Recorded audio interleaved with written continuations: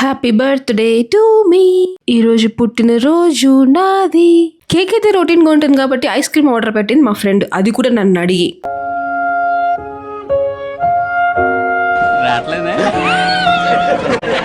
ఇలా పెద్ద పెద్ద సాహసాలను చేసి మొత్తానికి ఓపెన్ చేసేసి నోరు తీపి చేసేసుకున్నా.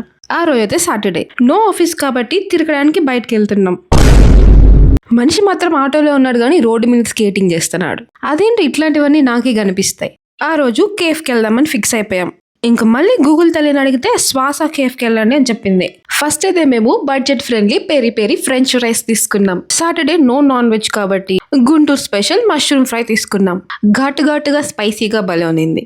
2 ఐటమ్స్ చెప్పుకోవడానికి బాగుండదు కాబట్టి ముచ్చట్గా 3వ ఐటమ్ వైట్ సాస్ పాస్తా తీసుకున్నాం. మొత్తానికైతే నేను ఆ రోజు కొంచెం స్టైల్గా పాష్గా కొత్త వెరైటీస్ ట్రై చేశాను. ఇందులో నాకు బాగా నచ్చింది వైట్ సాస్ పాస్తా. కొంచెం స్వీట్గా సాఫ్ట్గా డెలిషియస్గా భలే ఉన్నింది. తినుడు కార్యక్రమం అయితే అయిపోయింది మొత్తానికి. ఈ ఫుడ్ సంగతి పక్కన పెడితే చూడడానికి వాతావరణం సూపర్గా ఉన్నింది. వీళ్ళెవరో గానీ చెట్ల ప్రియుల్లాగున్నారు. కేఫ్ మొత్తం చిన్న ప్లాంట్స్ తో నింపేశారు.